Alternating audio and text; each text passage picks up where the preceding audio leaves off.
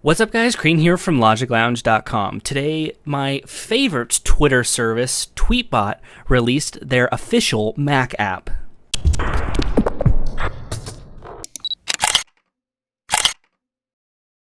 Now, if you own an iPhone or you own an iPad, you probably have TweetBot as your main Twitter client, and it's just proven to be a very good and well streamlined Twitter client.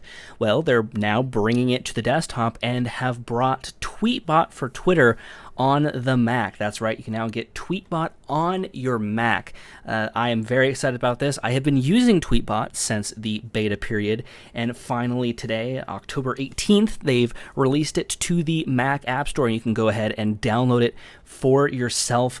One sticking price for most people is that it's $20, $19.99. It's a pretty pricey application, but it's well worth it if you're a power user or if you use Twitter constantly like I do. TweetBot is the must-have Mac app. Now, you can go get it from the official Mac App Store, is where you can go get it. It's loaded with tons of amazing features that I have been using in the mobile versions. You can now use on the desktop version as well. So head over to the Mac App Store and just type in TweetBot, and you'll get TweetBot for Twitter. Looks like this. Gives you a general overview. It's Retina display compatible. You can have multiple windows and columns. It's all around great Mac application. Now let's go to the Mac app itself, and I have it popped up right here. At first, you can see it's got a nice dark background, which I like. I like the darker looking applications because I think it makes the tweets pop out a little bit more here. You can see your timeline, which actually is a streaming timeline. You can see here when I scroll up, it says streaming there, and that means it's a streaming timeline. It's constantly pulling in the new tweets when they become available. That's one thing that I like. From here, you can do multiple different things, I think better than you can do with the official Mac applications. You, of course, have your regular user stream here. You can look at all of your mentions. You can also look at all of your DMs, your favorites, look at searches as well.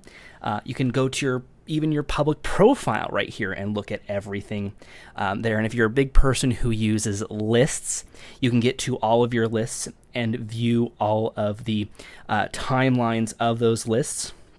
As well as there's a dedicated retweets by others tab, so you can see retweets by others, and you can also do retweets by you or your retweets if you want to look at those as well. And then of course you can manage your muted filters as well. I'll get into all that here in just a moment. But coming back up here to the main timeline here, let's say you had multiple Twitter applications, and I'll show you how to authenticate Twitter applications, but you can easily switch between them just by clicking the user picture, and then you can see the ones. You can see here I have LogicLounge's Twitter account up as well as mine, and I can quickly switch between the two, which is very nice. On a per tweet basis, you can access it with many different ways.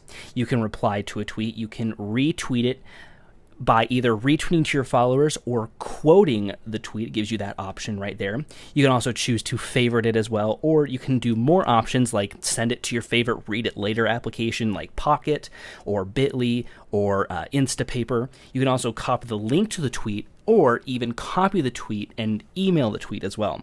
So you have multiple options right there off the starting gates. And of course, you also have that little anchor there that lets you view details about the tweet, view the conversations, retweets, the fave star information, or even translate the tweet as well. So you have tons of amazing settings right there that you can interact with individual tweets. And that's one of the things that I really like about TweetBot, is that it gives you all those interactions in one click. And of course, when you're here on the timeline, if you don't want to view your overall timeline, just click this little lists button up here and you can switch it to your different lists. Like I can switch it to my follows list and look at only the people in a following list, or however have it. You can switch around there, which I really like. I think that's very nice. Now, let's say you wanted to view a profile. Well, you just click on their profile picture and you can bring up different stats about them. You can see their tweets, their mentions, their favorites, even lists that they might be in. You can see that directly from there, and you can even follow and see if you're being followed from there as well. And if they're a spam account, maybe they mentioned you with a spam, you can click on their account, click that circle with the line through it, and you can actually block them and even report them to Twitter as well, which I think is a very nice feature to have. Now, like any application, let's go up and look in preferences, because we're all huge fans of preferences here. TweetBot comes with tons of sounds, just like on the Twitter applications for your iPhone and your iPad, so there's tons of notification sounds there. If you're hard at viewing things, you can change font sizes, change how display names are displayed, so you can either do it a full name or the mentioned name. You can also have date formats in relative or absolute mode, so that's either like 23 seconds, 24 minutes, or you can actually have it say on this specific time. And then you can have your new tweets bar be in a persistent mode or be a hide on the scroll for the new tweets. You can also have the timeline pinned to the top and show the menu bar icon.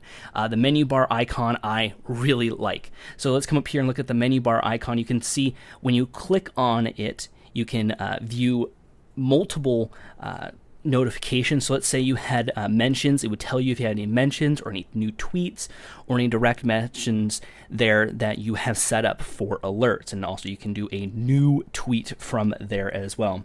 You can also set up your quote formats when you have done it with quoting tweets. You can choose the format you want it, and you can choose how you want to open up the links. Of course, in the accounts tab, it's very easy. You click the plus button, and what the plus button will do is it'll send you out to Twitter, and then from there you can actually authenticate via twitter.com instead of having to input your details into Twitter itself. And you can also choose your URL shortening services, so you can use Twitter short URL, Bitly, Cloud App, Droplr, or even if custom ones, you can put them in there as well. You also can choose your own service is for images. You can choose your own services for videos, for read it later applications, and even syncing applications as well. That's one of the big things. If you want to sync your applications, sync where you are in Twitter or what you've done in the application, you can sync via either TweetMarker or iCloud. This is great if you have it on the iPhone and the iPad and now on the desktop. You can all in one add it to sync, so you can be in sync with all of your devices, which is very nice. And of course, you can also remove accounts and clear the cache for accounts if you have any issues. Now, one of the big things is notifications. It's baked right into 10.8 Mountain Lion, so you can get native notifications here. You can set them up for however you want. You can see here that I have my personal Twitter account to show me all mentions, or I can even do people I only follow, and then I can choose what I want to see. If I want to see direct messages, retweets, favorites, or follows, I can choose which ones I want to see. And that kind of wraps up the preferences area. Sending a tweet is very simple. You can either click the upper right hand corner where the little pen and paper is to compose a tweet, and it might ask you for your location. Depending if you want to add locations to your tweets, it'll try to look it up there. You can also do Command N as well. It will show you your new tweets. And then when you're in a new tweet, you can click that little cogwheel and you can remove a location, add an image. You can also drag and drop images as well, and you can even save the tweet into draft. So it's a very full-featured Twitter application. I'm very happy to have it. Again, that $20 price tag is maybe a little bit too much for people, but it's well worth it for those power users.